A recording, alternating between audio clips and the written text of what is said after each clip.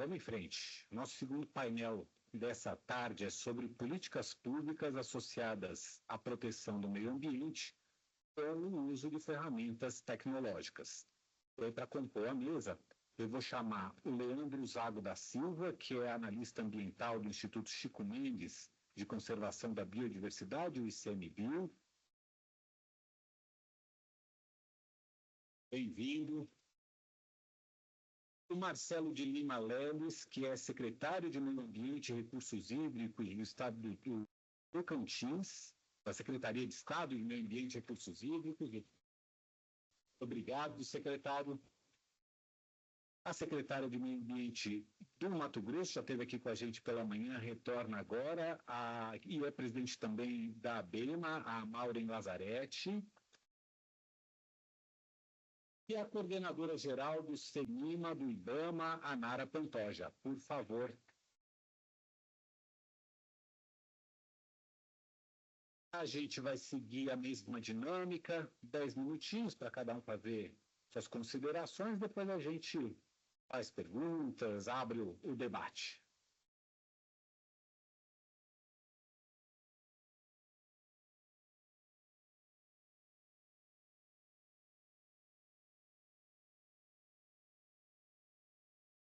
Vou começar por ordem de...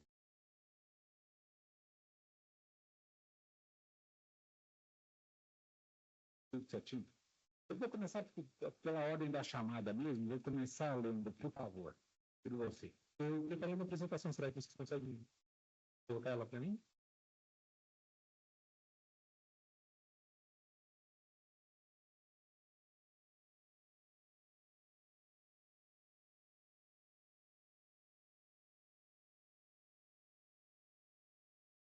Boa tarde a todos. Então vamos lá. Opa, esse não sou eu.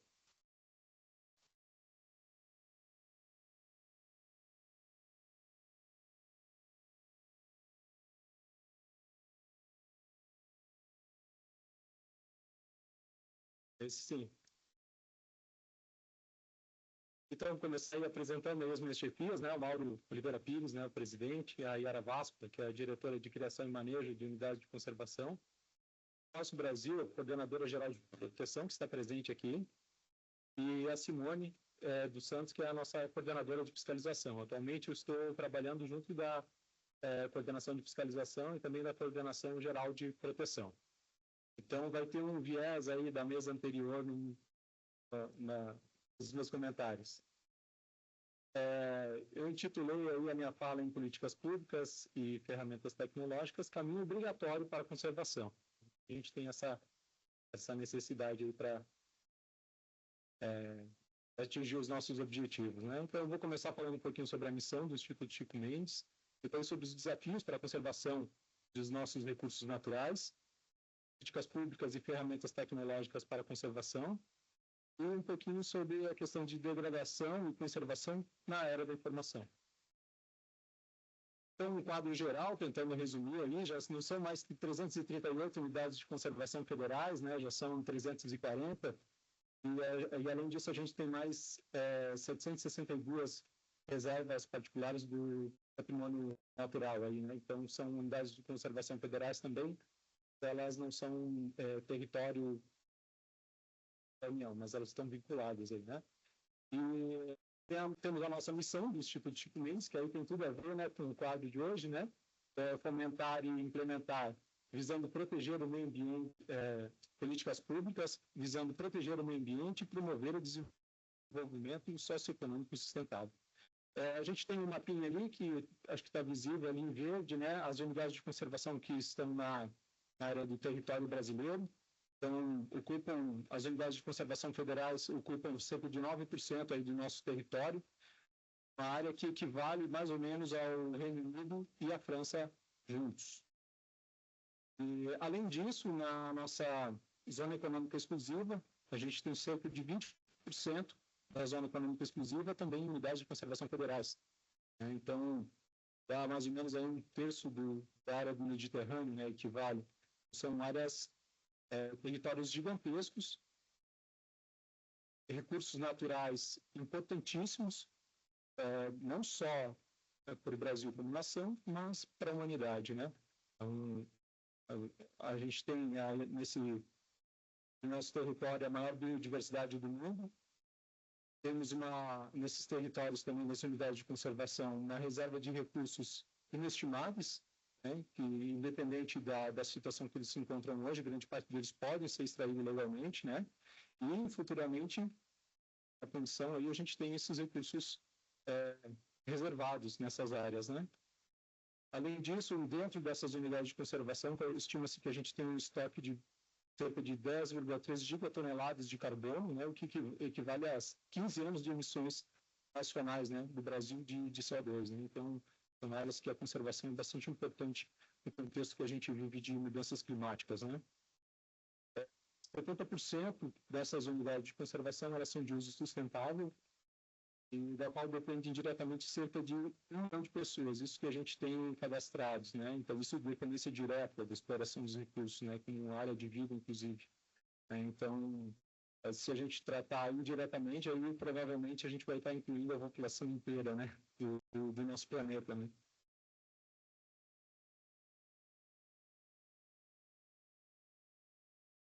Esse quadro, a gente já entra nos desafios para a conservação dos nossos recursos naturais.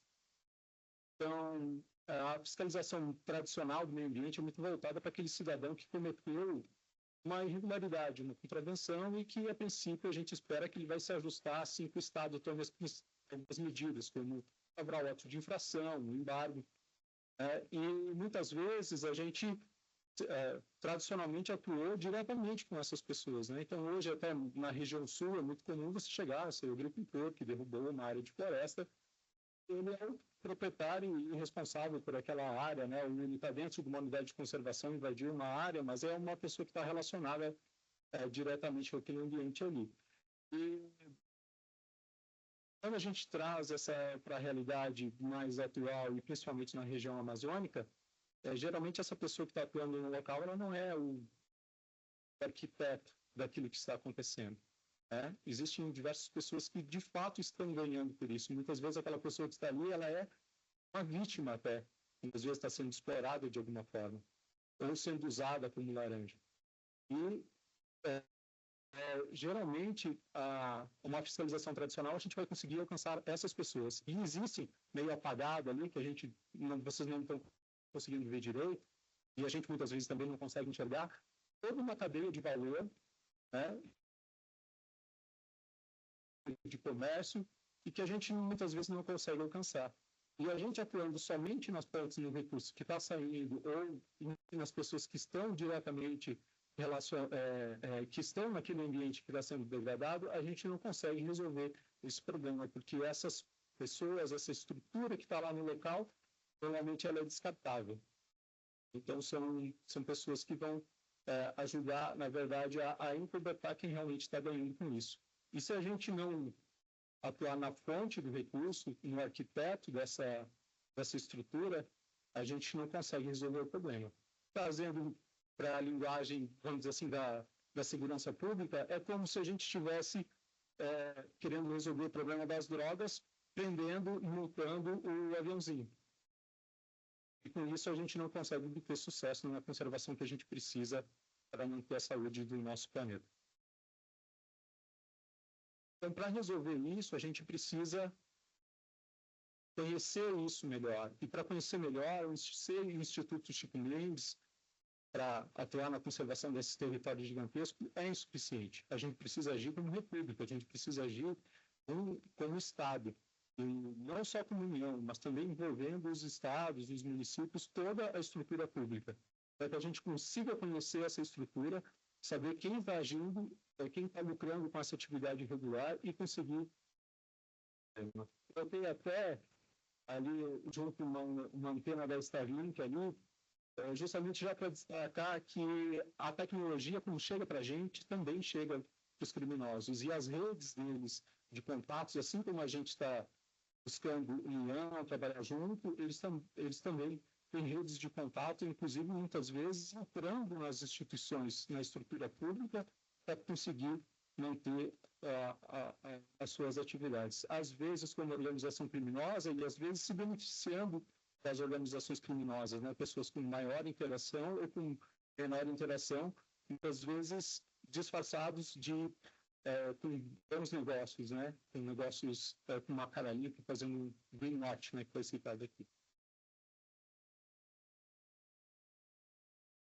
Então, a gente precisa, para conservar aquele território gigantesco, né, que equivale ao Reino Unido e à França, né, que é nosso, e os recursos associados que a gente precisa e vai precisar no futuro, a gente precisa agir em conjunto, justamente para não só dentro das unidades de conservação a gente manter atividades econômicas legais, regulares, mas também agir fora para que o mercado aceite somente produtos regulares e que as organizações criminosas sejam tratadas como elas devem ser. E nisso, para que essa ação conjunta ocorra de maneira satisfatória, a gente depende das políticas públicas e das ferramentas tecnológicas para fazer essa conservação. Em relação às ações de Estado, as ferramentas tecnológicas e as políticas públicas, elas têm a função de equilibrar a balança para a gente ter mais resultados em menor custo. Em relação às ações irregulares, a gente tem que aplicar mais penas e sanções e ter menor ganho econômico para quem é infrator. E para o cidadão que trabalha regular, ele tem benefícios em relação a quem trabalha irregular. A gente precisa equilibrar essas balanças a favor do cumprimento da legislação, a favor do Estado brasileiro, a favor do cidadão brasileiro. Então, em relação às ações do Estado, a gente tem que procurar identificar as nossas ações, a nossa tecnologia, as políticas públicas, elas têm que agir no sentido de identificar todos os envolvidos nas infrações, não somente quem está ali na ponta. Integrar os dados e as ações. O Cinesp é uma ferramenta fantástica. A gente usou numa ação de fiscalização atualmente, que a gente até então não tinha um acesso tão difundido dentro do Instituto Chico Mendes, e a gente conseguiu estabelecer ligações de uma maneira assim absurda, assim, e conseguir entender realmente o que está acontecendo e quem está por trás. E junto, claro, já foi falado bastante aqui do Mais Brasil, né? Do Brasil Mais. Então, as ferramentas de sensoramento remoto, monitoramento e inteligência e também a automação de processos, que está muito nesse pacote do Brasil Mais. Então, a gente precisa fazer a detecção e ter como processar adequadamente esses dados, porque é muita informação. E por isso a gente precisa também da automação desses processos. E aí, em relação às ações irregulares, a gente não só identificar pelo desenvolvido, mas conseguir alcançar, aplicar punição também para quem está lá em cima. Tem medidas cautelares efetivas, embargos descumpridos, não valem de nada, multas aplicadas que não são pagas também não resolvem nada. Apurar os crimes correlatos, que muitas vezes estão relacionados com essa o garimpo ilegal, com diversos tipos de crime, mesmo as atividades de pecuária ilegal que a gente encontra dentro das unidades de conservação, estão associadas a trabalho análogo da escravidão, aos tratos animais e por aí vai. E dar celeridade nos processos também, tanto do ponto de vista administrativo e judicial, para ter um efeito dissuasório adequado, e, junto com isso, também uma evolução legislativa. Vai ter de tempo aí? Poder faz tempo? Já acaba. Pronto. Está quase lá. Uma evolução legislativa que fortaleça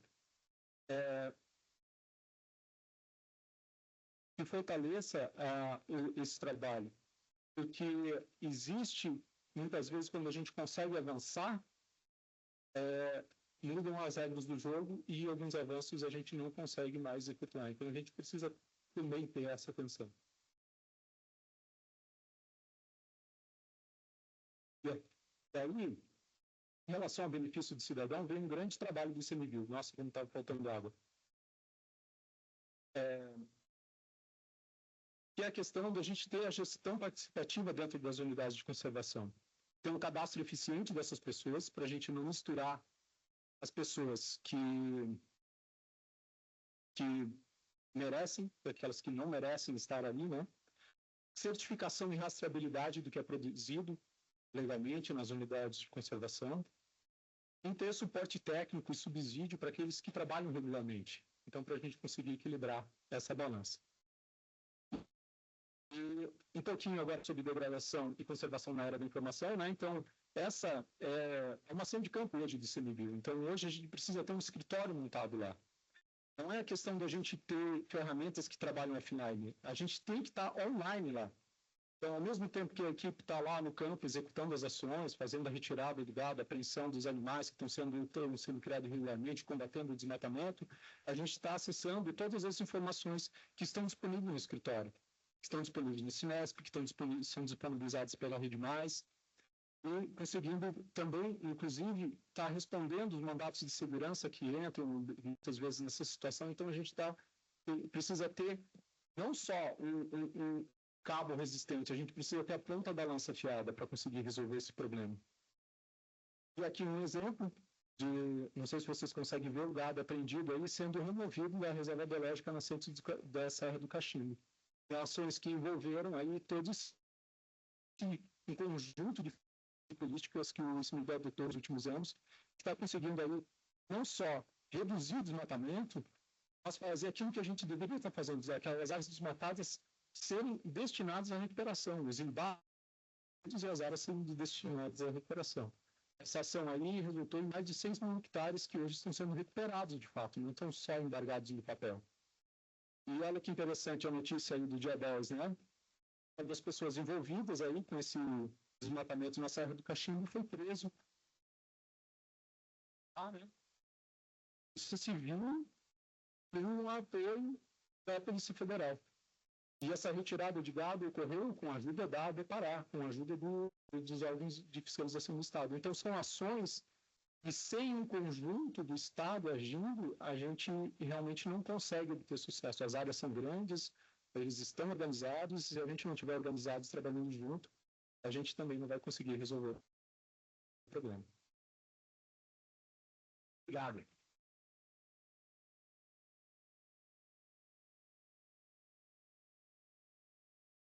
O tema da gente são políticas públicas associadas à proteção de ferramentas tecnológicas, olhando para a gente, é o que eu queria passar a palavra para a secretária Mayra Marchetti, secretária do Meio Ambiente do Mato Grosso, também tem uma apresentação. Ficar no ponto para a gente, por favor.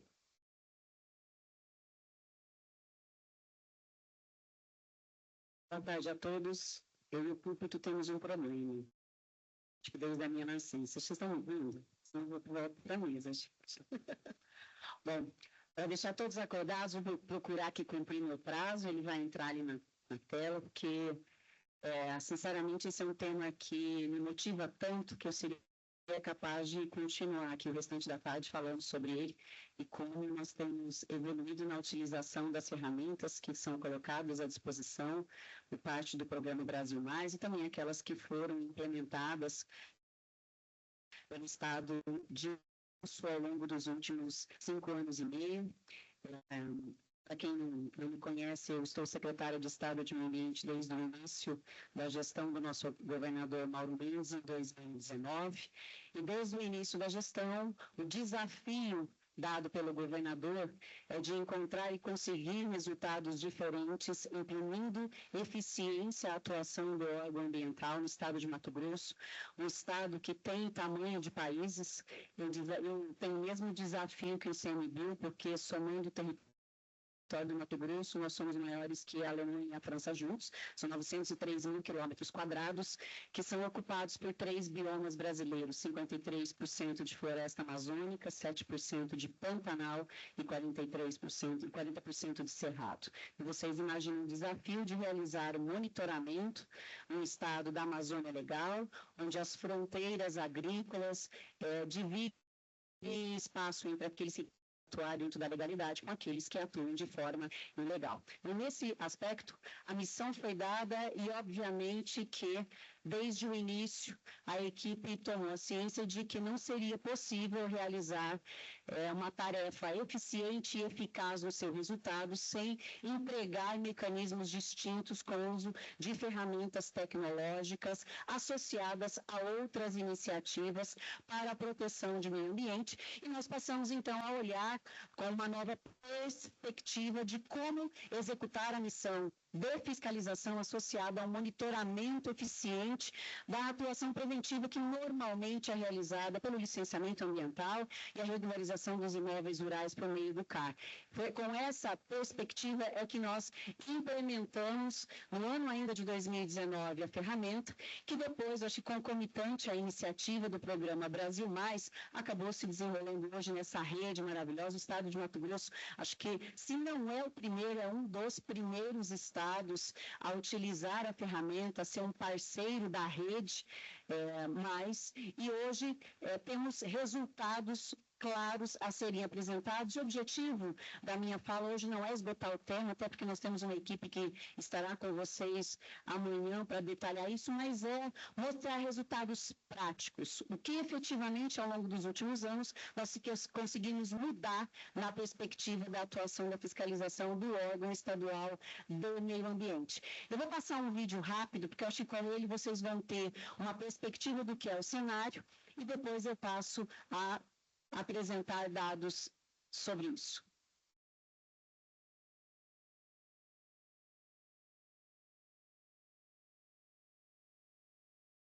Ações estratégicas de extração ilegal de madeira, incêndios florestais, o estado de Mato Grosso está contribuindo para a redução das emissões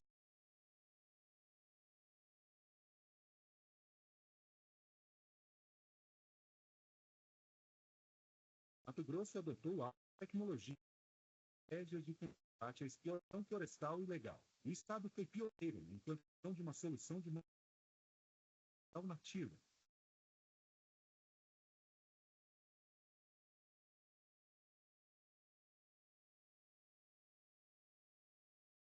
Imagens de sanitárias e de alta resolução integradas à plataforma de alertas, a SEMA pode rastrear qualquer mudança detectada. Isso aumentou a eficiência das equipes que conseguem agir diretamente com o ilegal.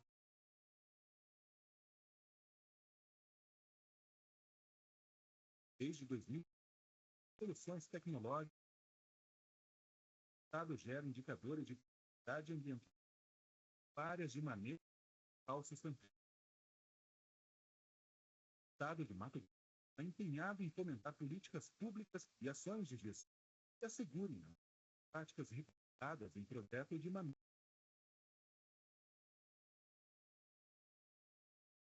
Processos de verificação e consistência são a extração de madeira nativa. Essas propriedades do Estado são monitoradas e certificadas com Mato Grosso de análise para assegurar a conformidade no uso, tendo boas práticas em projetos de manejo sustentável alinhados às recomendações globais. As políticas de proteção das florestas tropicais de Mato Grosso são contribuição das emissões de carbono. A meta é atingir 6 milhões de hectares de manejo sustentável até 2000, rastreabilidade da cadeia, aumento da legalidade e combate à exploração ilegal. Mato Grosso que conserva. O vídeo tem como objetivo explorar um pouquinho do que nós realizamos, o foco especial no manejo florestal sustentável, por conta das metas que foram assumidas pelo governo do Estado. Nós ouvimos muito durante o dia de hoje sobre o que é preciso para conseguir resultados diferenciados. O que é preciso para que nós possamos implementar na sua plenitude as ferramentas que estão à disposição dos órgãos de segurança pública e de meio ambiente para a proteção dos recursos naturais. E como fazer isso? Primeiro, precisa de vontade política. É inegável isso. Nós vimos hoje o compromisso do Ministério da Justiça, da Polícia Federal, de diversos órgãos, e no Estado de Mato Grosso há um compromisso da alta gestão, incluindo o nosso governador, que é presidente do Comitê Estratégico de Combate ao Desmatamento, Exploração Ilegal em Incêndios Florestais, e com esse compromisso iniciou-se então uma rede integrada e cooperada para executar as suas missões, e essa rede trabalha de forma especificamente integrada e cooperada, inclusive com a utilização os insumos que estão à disposição por meio do programa.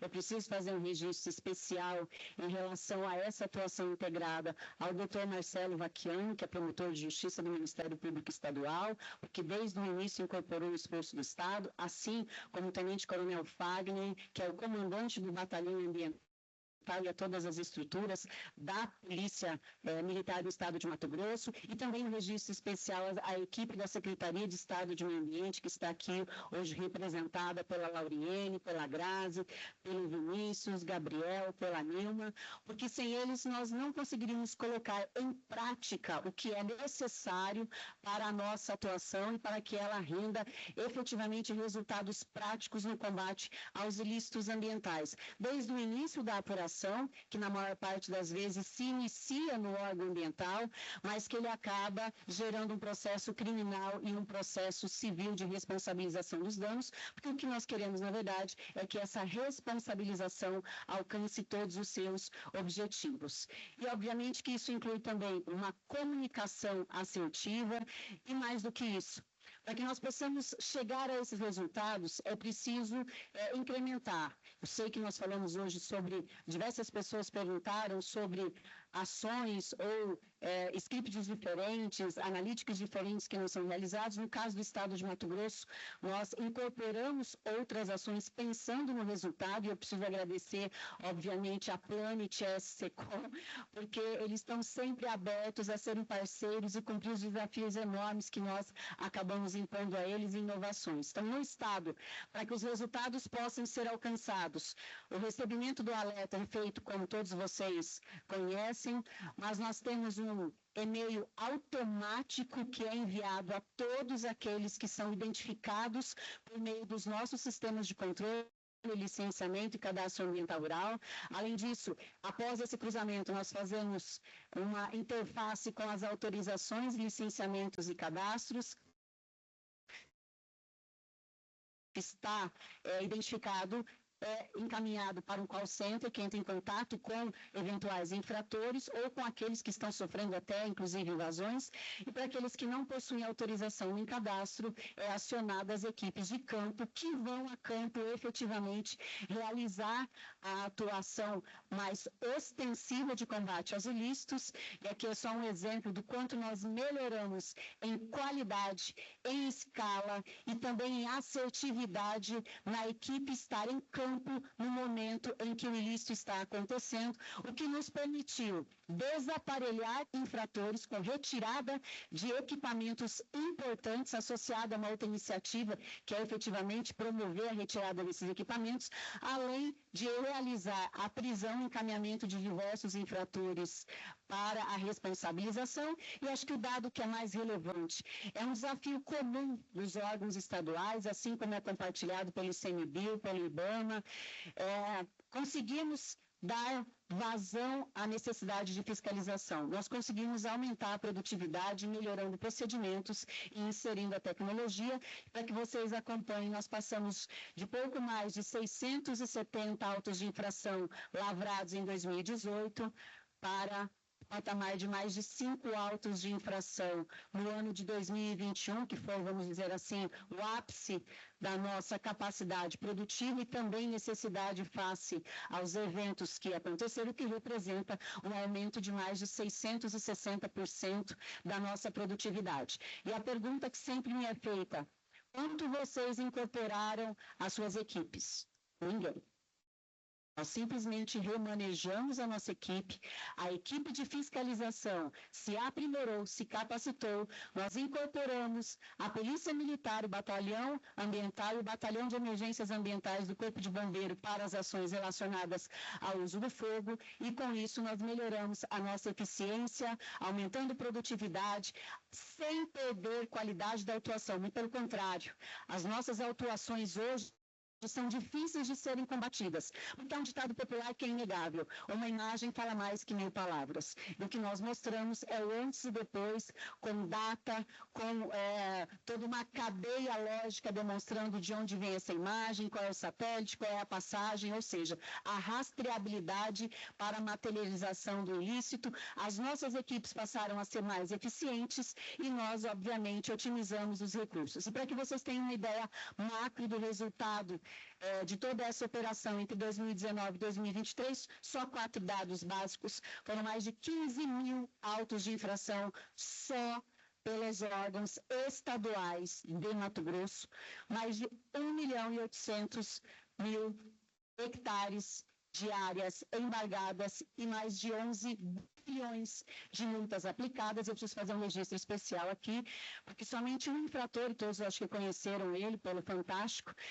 no Pantanal, no ano de 2023, recebeu uma multa de 2,8 bilhões por realizar desmate e poluição nesse ambiente tão sensível com o uso de agroquímicos, o que motivou a nossa provocação, tanto à Polícia Federal, e eu faço aqui um agradecimento a toda a estrutura, doutor Cristiano, em seu nome, a coordenação do programa, porque nos atendem de forma muito especial, são parceiros daqueles que querem trabalhar nessa rede de cooperação, então eu preciso fazer esse registro especial. E esse é um desafio que, conforme nós vamos implementando as ferramentas, os infratores também vão se inovando. Antigamente, nós tínhamos um comportamento de desmatamento a corte raso, com correntão, com trator. Com o fato de nós desaparelharmos os infratores, eles passaram a usar outros mecanismos e nós também temos que inovar. E aqui, só para vocês terem uma ideia da quantidade, são mais de 1.000 equipamentos que nós conseguimos flagrar e retirar dos infratores por conta dessa atuação em tempo recorde, isso só no ano de 2019 a 2020. Para o ano de 2024, nós estamos falando de mais de 2.000 autos de infração, mais de 702 milhões de multas aplicadas e 72.000 hectares de áreas autuadas embargadas. Aqui só um registro. Quase metade disso representado por autuação remota. E a equipe só vai a campo onde ela sabe que o ilícito está acontecendo. Então, não tem equipe que vá a campo com resultado frustrado. Todos os resultados são efetivos, porque nós fizemos uma análise anterior. E aqui, os dados deste ano, vocês podem verificar que nunca, em mais de 30 anos de atuação, nós conseguimos ser tão efetivos como agora. E eu fecho a minha apresentação com um pouquinho do que eu disse hoje na abertura. É loucura nós imaginarmos que nós vamos conseguir ter resultados diferentes no cenário que nós vivemos hoje, fazendo tudo como fazíamos antigamente. Então, mais do que nunca, a importância de iniciativas como o Programa Brasil Mais, a Rede Mais e tudo que nós temos aprimorado, cada um na medida da sua missão, da sua competência e atribuição, para conseguirmos resultados diferentes esperados pela sociedade. Muito obrigada, fico à disposição de vocês para questionamentos depois.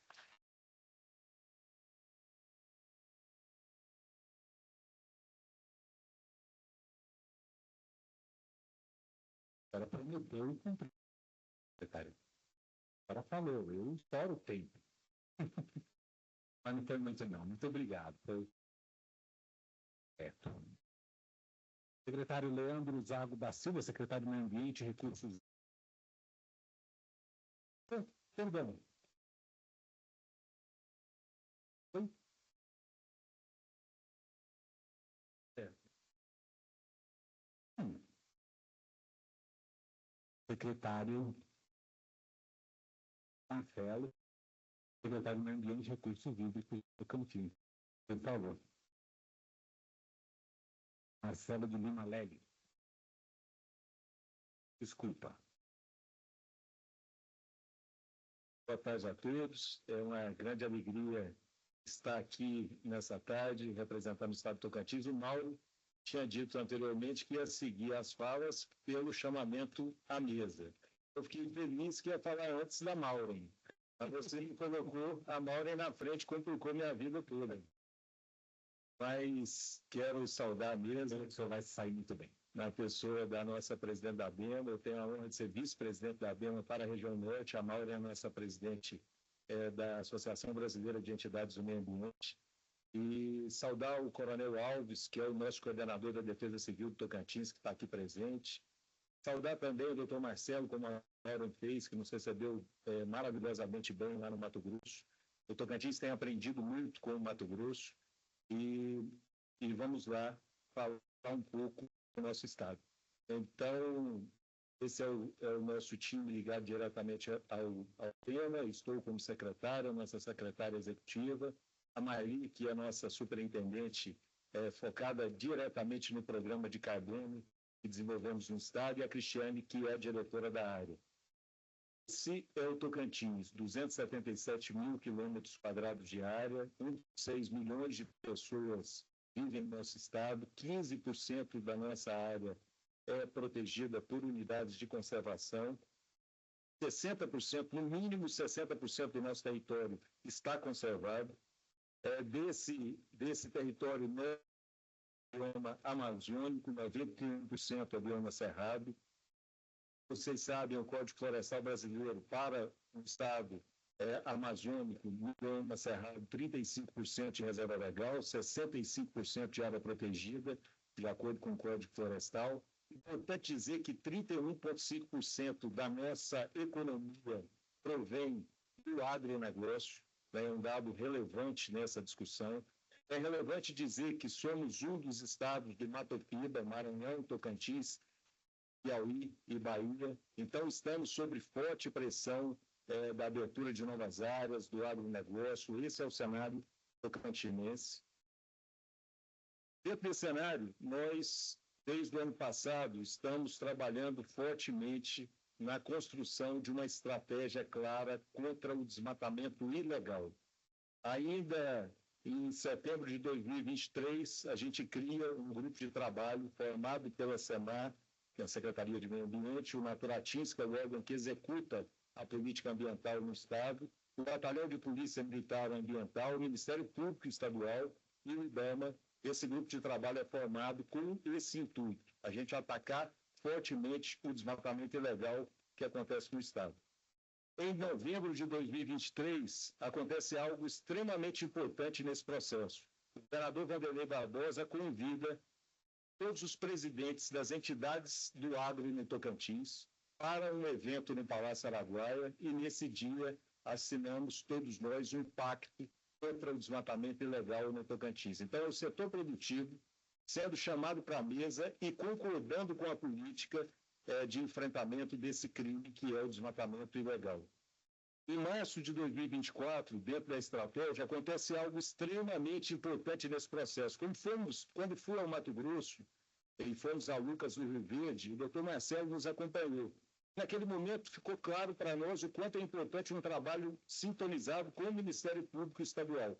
E nós, trabalhando com a MTE do Tocantins, coordenados nessa ação pelo MTE, mas com a parceria direta da SEMAR e do Naturatins, nós construímos uma plataforma e lançamos em março de 2024, que é o painel de monitoramento de desmatamento. Mato Grosso está lá na frente, mas muitos estados brasileiros ainda não sabem diferenciar o que é desmatamento legal do que é desmatamento ilegal. O Tocantins, a partir dessa data, tem na sua mão uma plataforma online, onde cada proprietário de terra pode acessar naquele momento e saber exatamente qual é a situação da sua propriedade. E nós, Estado, temos essa ferramenta para planejar e executar as nossas ações. Em maio de 2024, dentro da estratégia, a gente estrutura nossa central de inteligência, o SIGMA, Centro de Inteligência Geográfica em Gestão de Meio Ambiente. Algo extremamente importante. Agora, eu estou dizendo isso tudo, doutor Cristiano, quero lhe cumprimentar e agradecer pelo convite, para dizer que tanto o painel do MTE e o SIGMA usam como referência os dados Brasil Mais e também do Mapeamas. Então, a base do nosso trabalho vem dessa parceria extraordinária que vocês nos proporcionam. 24, exatamente no dia 5 de junho, Dia Mundial do Meio Ambiente passado, nós convidamos a imprensa tocantinense para a SEMAR, apresentamos a estratégia e, desse momento, entramos nos veículos e saímos para uma operação que não é algo inédito no Tocantins. Claro que os órgãos ambientais trabalham há muito tempo nessas operações, só que dessa vez nós saímos sabendo exatamente os endereços que iríamos. 130 propriedades rurais estão sendo visitadas em Tocantins nesse momento, exatamente aquelas onde o problema do desmatamento ilegal é mais grave. Então, são 130 endereços que estão sendo visitados e fiscalizados dentro dessa estratégia que tem como base os dados do Brasil Mais e do Biomas. Aí o painel de monitoramento que construímos juntos, nós temos hoje a classificação em 3 categorias de desmatamento. Então, nós temos claramente o que é desmatamento ilegal, o que é desmatamento deslocado, ou seja, a pessoa pediu autorização para desmatar uma determinada área de sua propriedade e acabou desmatando uma outra área, então isso está claro, e também o que é desmatamento ilegal. Essa plataforma é pública, todos os tocantinenses, na verdade, todos os cidadãos têm acesso a essa plataforma. Naturalmente, a gente faz tudo respeitando a Lei Geral de Proteção aos Dados e, mais uma vez, ressalto que a base, o que alimenta essa plataforma, são os dados do Brasil Mais e do Bioma. Então, é um avanço significativo. Dentro da estratégia de combate aos incêndios florestais, de prevenção e combate, voltamos ao Brasil Mais. Nós temos um projeto de educação ambiental no estado de Tocantins, que está na sua 5ª edição, chamado Foco no Fogo. Ele foi reconhecido pelo Ministério do Meio Ambiente como um projeto exemplar. Ele é executado por 32 entidades. Então, quando você fala, nós falamos muito em integração aqui hoje, no tempo que estou assistindo às palestras, e esse é um grande exemplo de integração. São 32 instituições trabalhando em conjunto. E as áreas definidas para a atuação desse maior projeto de educação ambiental do estado de Tocantins, elas são definidas através das informações do Brasil Mais. Então, isso é algo importante. A gente faz o manejo integrado do fogo no Tocantins, o MAF, e o nosso exército de combate aos incêndios florestais, ele está formado nesse momento no estado. Nós temos 227 brigadistas contratados pelo IBAMA, nós temos 75 brigadistas contratados pelo Naturatins, nós temos 80 brigadistas lá com o Coronel Alves, da Defesa Civil, recursos oriundos da Secretaria de Meio Ambiente e Recursos Hídricos, e nós temos no Tocantins um grande programa de pagamento por serviços ambientais, o ICMS ecológico. No estado do Tocantins, 13% dos recursos que entram no ICMS são destinados a esse programa ambiental, o ICMS ecológico, dentro dos critérios que as prefeituras têm que executar para terem o seu orçamento aumentado via ICMS ecológico. Um dos principais é justamente a formação das brigadas de combate a incêndios. Esse número de brigadistas por prefeitura é definido pelo tamanho da cidade. O número mínimo é de 7 brigadistas. Esse ano, dos 139 municípios, 100 formaram a Defesa Civil, que vão constituir as suas brigadas. Considerando o número mínimo de 7 brigadistas por cidade, nós já temos aí um exército de 700 brigadistas a mais. Esse é um número muito conservador, né? Vai ser muito mais do que isso, porque temos cidades maiores e outras cidades devem se inserir também nessa lista. Então, na hora que você soma tudo isso, você vai ter esse ano entre 1.100 e 1.300 brigadistas nesse exército que vai trabalhar sob orientação das informações que chegam do Brasil Mais. Então, mais uma vez, ressalto. Por fim, o nosso projeto principal, eu não diria o projeto principal, mas é um grande projeto que vai revolucionar, que está revolucionando a política ambiental do estado de Tocantins. É o nosso programa de RED+, é um programa de redução das emissões por desmatamento e degradação florestal. O estado de Tocantins, como Mato Grosso, como Acre, é um estado pioneiro. Nessa modalidade, um programa de RED+, jurisdicional, ou seja, que engloba toda a área do estado de Tocantins, transacionado no mercado voluntário, Tocantins é o único estado subnacional do planeta a conseguir vender os seus créditos de carbono nessa modalidade. Antes de nós, Mato Grosso fez, Acre fez um projeto semelhante, mas nessa modalidade, antes de nós, somente Guiana e Costa Rica, que são países, conseguiram transacionar. Então, no dia 5 de junho do ano passado, o governador Vanderlei Barbosa lidera uma comitiva que vai a Genebra e nós assinamos com uma empresa chamada Mercúria esse acordo. Esse acordo vendeu, transacionou os créditos de carbono do Estado, tanto os passados, entre de 2016 até agora, quanto os futuros até 2030. Tudo que nós conseguimos reduzir de desmatamento e degradação no Estado está sendo contabilizado, o que já conseguimos e o que queremos conseguir. Tá, mas, além disso, é bom dizer que esse projeto é um projeto que teve a sua primeira lei aprovada no Tocantins em 2008, eu já vou terminar, viu, em 2008, é um projeto que vem sendo construído há décadas no Estado. É um projeto construído por várias cabeças, várias mãos, várias pessoas se dedicaram ao longo dos últimos anos. Então, é um projeto sólido, o Red Mais do Tocantins. E é justamente com as informações do Brasil Mais que esse projeto é alimentado. Luciano, a nossa sala de situação, o nosso Sigma, que já está implantado na Senar, que já tem a plataforma do Ministério Público Estadual construída junto conosco, funcionando, e que vai receber outras plataformas nos próximos meses, já está sendo financiada com recursos oriundos desse projeto. A Mercúria, quando comprou os créditos em Tocantins, ela topou fazer um aporte inicial, um pré-investimento, para que nós pudéssemos terminar o projeto, validar, certificar os créditos e entregar a eles. No momento da entrega, esse valor de pré-investimento será descontado. Então, é um grande projeto. No momento em que nós entregamos os créditos, os recursos são volumosos e vão impactar muito positivamente toda a nossa política ambiental, e tudo isso, volto a repetir, tem como base os dados Brasil Mais. Então, eu agradeço muito a oportunidade, fico muito feliz de estar secretário de Meio Ambiente no momento em que o Tocantins vive um progresso muito grande na sua política ambiental, e muito feliz de estar aqui nessa tarde comemorando essa parceria com o Ministério da Justiça, com a Polícia Federal e com o Brasil Mais. Obrigado.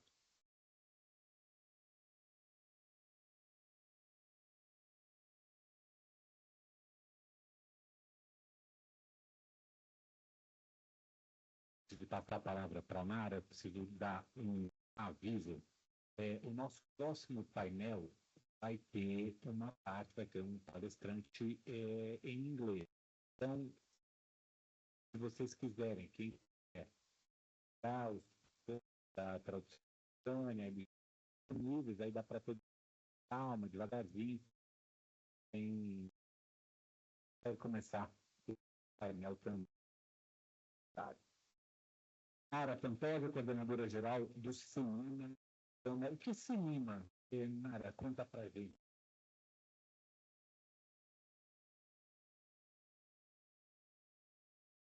Boa tarde a todas e a todos. Eu sou Mara Pantoja, servidora do IBAMA, e represento o CENIMA, que é o Centro Nacional de Monitoramento e Informações Ambientais do IBAMA. É um prazer estar aqui nessa tarde hoje com vocês, compartilhando essa mesa, né, com o colega do ICMBio, a secretária Maura e o secretário Marcelo. Então, eu trazer um pouco de uma das experiências que o IBAMA possui na parte de proteção ambiental, utilizando soluções, ferramentas tecnológicas. Então, preparei também alguns slides para esses 10 minutos, espero também não extrapolar o tempo, mas o tema, né, que eu trouxe essa tarde para a nossa discussão é o sistema automatizado de recebimento, priorização, compartilhamento de alertas de desmatamento da Amazônia, que tem aderência com o nosso encontro, né, do Brasil Mais. Então, o roteiro que eu preparei vai mostrar essa contextualização, a metodologia, os resultados e o que a gente espera de perspectivas futuras aí no encerramento da minha fala. Então, qual foi o contexto, né? Por que a gente pensou em novas ferramentas tecnológicas para trabalhar na proteção ambiental, principalmente pensando no escopo, na competência do IBAMA como um órgão federal que atua no Brasil todo, e aí pensando principalmente na Amazônia, que nós temos aí mais de 5 milhões de quilômetros quadrados para proteger, né, para combater os ilícitos ambientais. Então, nos anos 2019, né, seguido aí até 2021, a gente recebia, até então a gente não tinha feito termo de adesão ao Brasil mais, então nós recebíamos de imagens de satélite de média resolução espacial, imagina, dezenas de milhares aí de alertas no ano todo, né? Por exemplo, só em 2019, mais de 40 mil avisos, né? Alertas de desmatamento na Amazônia, e nessa média aí aumentando, e a partir de 2021, quando nós aderimos ao Brasil Mais, isso triplicou, porque aí a gente passou a ver com muito mais detalhe os alertas de desmatamento, né, com a resolução de 3 metros a partir dos dados da Planet. E aí, com isso, qual era a grande questão? Com essa quantidade enorme de alertas, né, como priorizar o que vai ser fiscalizado na Amazônia, principalmente de que nós atuamos em toda a região, seja por competência primária ou supletiva, junto com os outros órgãos de meio ambiente locais, e também porque nós também, assim como os demais, temos recursos limitados. E naquela ocasião, 2021, 2019, 20, no IBAMA nós tivemos muita mudança de comando nas operações de fiscalização, nas direções do IBAMA, então cada vez que mudava o comando, mudava a prioridade, ou mudava a forma de trabalhar. E ainda tínhamos o contexto da pandemia de Covid, que restringiu ainda mais a nossa atuação. Então, o que foi definido naquele momento, né? Com a nossa expertise em fiscalizar, a gente utilizou uma ferramenta, né? Uma metodologia que vem da academia, né? Tem a base científica, que utilizou análise multicritério. O que é uma análise multicritério? É você utilizar mais de um critério para fazer a sua metodologia, saber como vai atuar. Naquela ocasião, nós definimos três critérios, um deles a acessibilidade, o outro potencial de crescimento e potencial de flagrante. Então, como é que é isso, né? A acessibilidade, a gente pensou qual é o tempo, né, em minutos, que se leva para que a gente alcance, né, percorra cada quilômetro quadrado na Amazônia. Então, a gente utilizou como base as estradas, né, a base cartográfica das estradas, dos rios que eram navegáveis, que são navegáveis, a facilidade, né, do relevo, né, a condição do relevo e principalmente a parte do uso do solo. Nós sabemos que na Amazônia muitas das estradas são de difícil acesso, né, difícil trafegabilidade. E para definir esse critério de acessibilidade, o que a gente utilizou para calibrar nosso dado? A velocidade das viaturas do IBAMA ao longo dos anos, né? Hoje o IBAMA já tem 35 anos, então a gente, a base de dados que nós tínhamos naquela que era de 2017, 2019 e 2017 a 2019, nós utilizamos para calibrar esse modelo. O outro critério é o potencial de crescimento do alerta, ou seja, se ele tem o potencial de aumentar, se ele está próximo, né, se agregar, e quão rápido ele chega para aumentar e se congregar com outro alerta, né? Então, a gente definiu essa contiguidade, o percentual da participação daquele alerta para ele se agregar a outro, e ter mais de um polígono no mesmo carro, porque naquela propriedade, se a gente vê que tem mais de um polígono, então ele tem potencial de aumentar, né, e ficar um polígono de desmatamento ainda maior. E o outro critério foi o potencial de crescimento, que no caso do IBAMA é a distância da floresta. Então, para nós, quanto mais próximo da floresta, ele se torna mais prioritário, porque a gente quer que ele não avance, né, para as áreas que estão em cobertura vegetal. E um outro critério é o potencial de flagrante, né? Chegar o mais próximo possível daquele desmatamento acontecendo. Então, a gente definiu como características ali a serem consideradas a idade do polígono, ou seja, qual mais recente ele é mais importante para a nossa atuação, a velocidade dele, né? Nesse exemplo aí, a gente vê que em 58 dias, acompanhando o crescimento do polígono, quanto que ele aumentava, era cerca de 3 hectares por dia, né? Esse é um exemplo que foi considerado para definir o modelo, e as áreas de proteção federal, terras indígenas e unidades de conservação, né? Porque é a competência primária federal para atuar nessas áreas. E aí, com isso, a gente definiu essa priorização, que é de 0 a 1.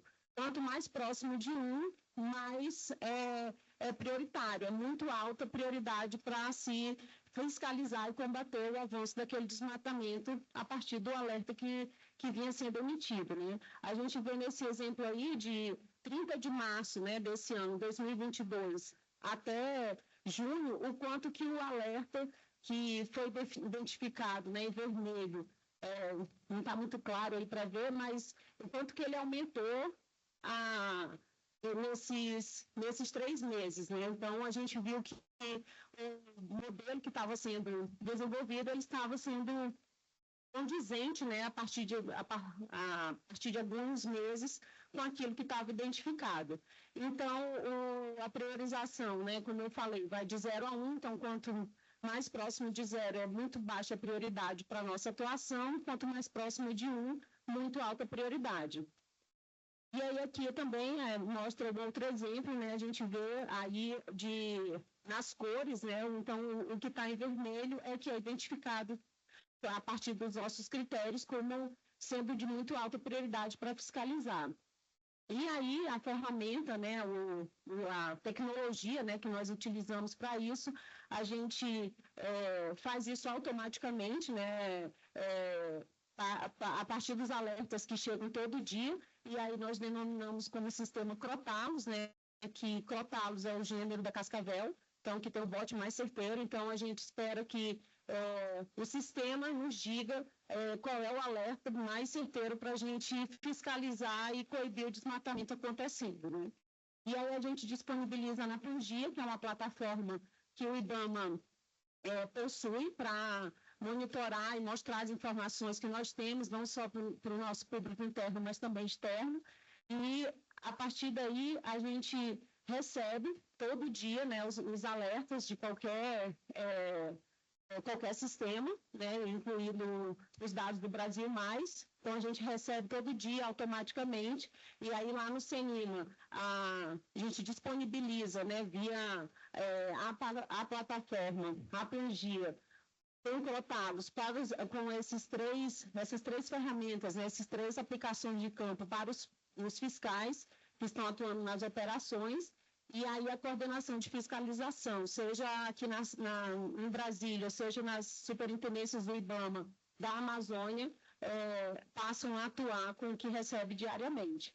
E aí aqui é a forma, né, como é disponibilizado, o dado ali com a seta mostra que ele a seta para baixo, mostrando que o dado pode ser feito download, pode baixar.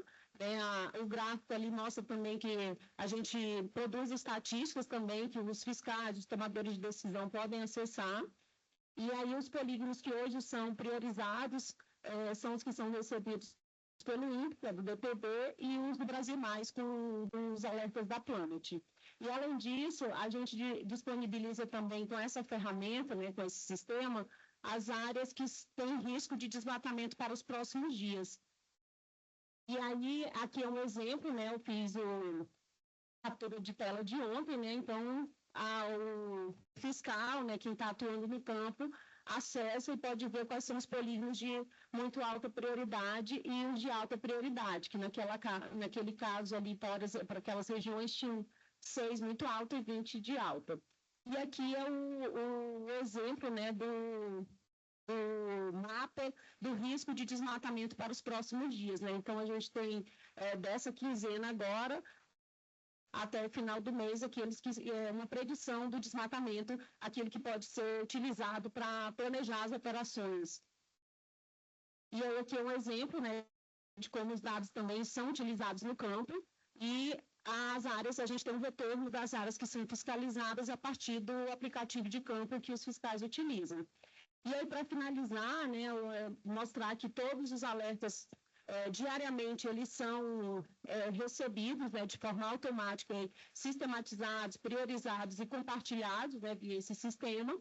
E desde o início, né, que foi como eu mostrei para vocês, em 2019 até agora, mais de 100 milhões de alertas foram priorizados. Na verdade, não foi desde 2019, foi desde julho de 2021, né? A gente começou a metodologia em 2019, mas só implementou em 2021. E aí, um resultado interessante é que, após 6 meses, os alertas classificados como de muito alta prioridade, eles têm, em média, 2 vezes o tamanho do de baixa prioridade, confirmando que o modelo está sendo condizente com o que acontece mesmo na realidade. E a última mensagem, né, que eu gostaria de deixar, né, para o nosso debate, para a nossa mesa, é que esses alertas, né, mesmo eles mostrando uma infinidade, né, de informações, de polícia sobre desmatamento, a gente, com essa priorização, a gente passa informações para os fiscais que estão na linha de frente, porque neles que a gente tem que pensar, porque a dificuldade de tomar decisão no campo ali, com todas as variáveis que a gente conhece, todos os riscos associados. Então, passar essa informação já qualificada auxilia muito quem está na linha de frente do combate ao desmatamento. E nós disponibilizamos as predições, isso é muito importante, porque ajuda a evitar, né, pensar em evitar o desmatamento que pode acontecer nas próximas quinzenas, e possibilita também adequar essa metodologia para outros órgãos, né? A gente já discutiu com a FUNAI, com o CMBio, alguns órgãos estaduais de meio ambiente, para adequar os parâmetros, né, os critérios que o IBAMA adotou para a realidade dessas outras instituições e também de outros biomas que a gente fez para a Amazônia, mas a gente está agora focado no Cerrado, porque é onde o desmatamento tem aumentado, né, mais recentemente. Então, essa era a minha apresentação. Então, obrigado pela atenção.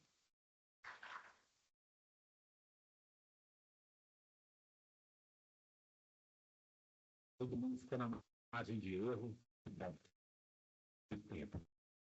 Período. Gente, alguém tem pergunta? A gente tem tempo para uma pergunta. Quem gostaria de fazer? Temos 2, tudo bem, a gente consegue.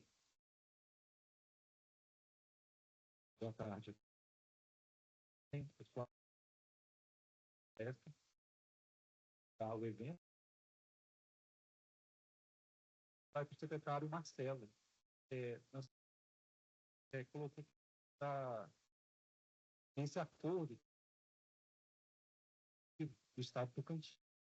Eu vejo nessa área ambiental, existe tantos artigos no setor vivo e vice-versa. O que o senhor acha que foi o grande catalisador, grande desafio desse acordo do agronegócio no Estado do Tocantins?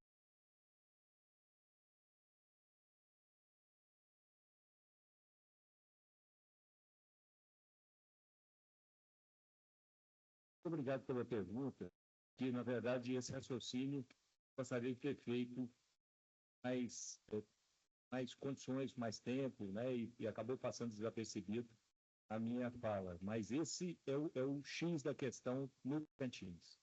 E, como eu disse, 31%, 31,1% PIB vem do setor agrícola, vem da produção. Então, não há vida para um secretário do Meio Ambiente no Estado, e eu não acredito pessoalmente, parece que como você também, o caminho é esse. O caminho é produção e preservação caminhando juntos.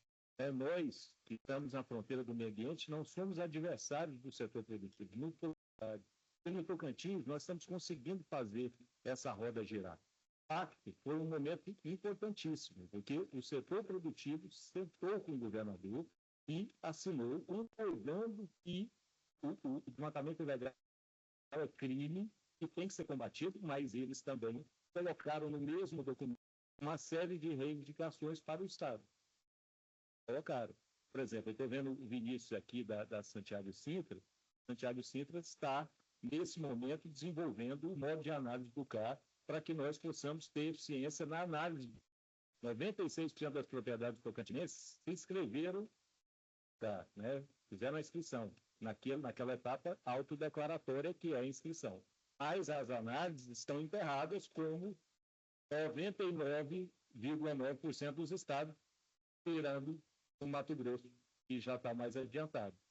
Mas o Tocantins se prepara, né, e isso acabou sendo muito positivo, né, nesse acordo com o setor produtivo, que nos fez ter mais pernas, mais condições para enfrentar os problemas do Estado e fazer essa integração funcionar. Então, eu penso que não há outro caminho. Se a gente for pensar, por exemplo, o programa de rede, como é que está sendo feita a repartição de benefícios do programa de rede? Os recursos vão chegar, as oficinas estão acontecendo no estado todo, as consultas, as audiências, né, de acordo com as salvaguardas estabelecidas em Cancún, né, Maureen? Então, 50% dos recursos, a conta rápida, devem ficar com o Estado para as ações de monitoramento e controle, as ações que são prerrogativas do Estado na preservação ambiental, 20% para o setor agrícola, e o agro recebe 20% do crédito, recursos dos créditos, porque a maioria das propriedades, ou grande parte das áreas que nós precisamos preservar, estão em propriedades do agro, 20% para as comunidades indígenas, quilombolas, agricultores familiares, extrativistas, que também têm um papel importantíssimo na preservação ambiental, e 10% para as unidades de conservação do Estado. Então, a nossa intenção no Tocantins é essa integração, mas, ao mesmo tempo, a operação de combate ao desmatamento ilegal está em campo fortemente. Né? Então, integração do bom agro com o setor de meio ambiente. Pergunta ali também. Primeiro, agradecer as apresentações do trabalho. Eu tenho alguns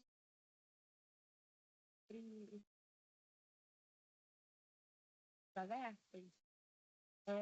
Primeiro, eu gostaria de saber, pode falar, qual foi o método de... A segunda pergunta se essa prioridade que é dada por política, ela é feita de forma sistemática, se há alguma mudança nas condições, se aquele polígono ele é reavaliado ou não pode ser reavaliada. E a terceira pergunta é sobre a questão da previsão dos probabilidade de desmatamento nos próximos dias, se vocês levam em consideração os mesmos critérios ou se vocês... o padrão de desmatamento na Amazônia.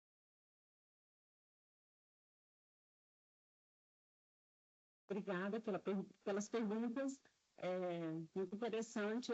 Vocês viram que eu fiz uma apresentação super rápida, assim, não adentrei nos detalhes, mas a última pergunta, que é sobre a predição, eu dei o exemplo ali que é feito, mas o método é outro, tá? É diferente. Não são esses critérios, né? A gente usa outras variáveis para fazer a predição. E como nós disponibilizamos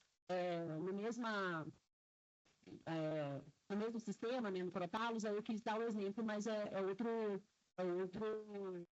outro método, tá? E aí depois posso passar o contato para a gente dizer como é que é feito, tá? Aí, equações variáveis, né, o peso de cada uma.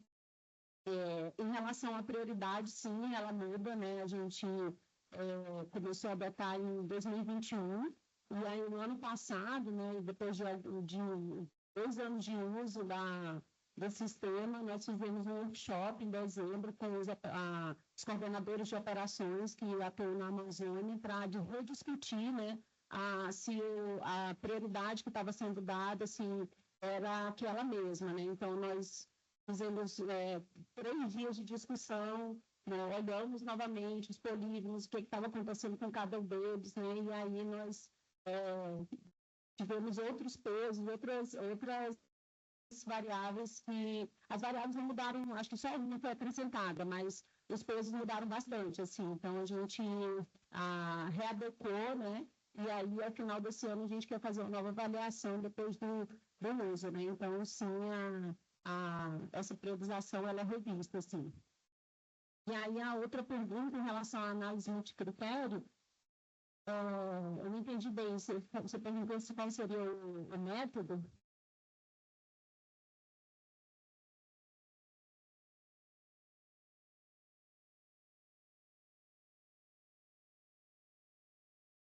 Foram aqueles...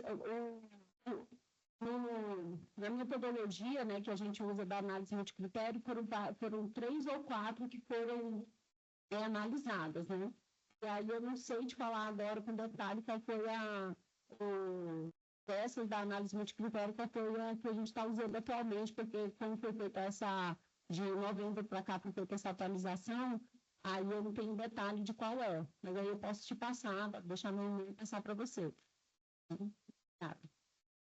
E com isso encerramos esse painel. Você queria... Eu tinha uma colocação. É bem interessante em relação a essa questão da detecção, que a gente está trabalhando muito aqui com a questão de detecção. Né? Então, a gente avançou muito nisso, na detecção, e nesse processamento inicial que está identificando a ocorrência da infração. Mas, no entanto, isso não garante o resultado. O que a gente precisa é da responsabilização. A gente tem um avanço ali dentro do ICMBio, aí em relação à questão dos alertas, que hoje a gente já está processando eles e cada alerta está gerando uma pendência. Então, não é simplesmente que encaminha um alerta, ele precisa ser respondido. Hoje a gente está implementando esse ano, o alerta vai para a unidade de conservação, ele precisa ter uma resposta, se não tem a resposta, a chefia da unidade de gerência regional é acionada, então a gente está implementando essa estrutura, justamente para que nenhum alerta fique para trás. Então, essa é parte da história. Só que, a partir daí, a gente ainda tem toda a questão depois de apurar o alerta, detectar, apurar, identificar o responsável, alcançar a punição dele, né, e a recuperação da área. Isso também, além do administrativo, então a gente tem um caminho muito longo. A detecção nesse período é a coisa mais fácil de fazer nesse contexto federal, menos demorada. Então, a gente tem muito desafio pela frente, eu acho, e essas tecnologias, essas novas propostas de processar essas informações e tratar desses processos para a gente seguir no objetivo final, que é não só zerar o desmatamento, mas recuperar áreas que foram desmatadas irregularmente. Acho que essas experiências a gente precisa continuar trocando para alcançar esses objetivos. Era só isso. Muito obrigado. Então, obrigado a todos vocês pela participação, pelo tempo de vocês. A salva de palmas.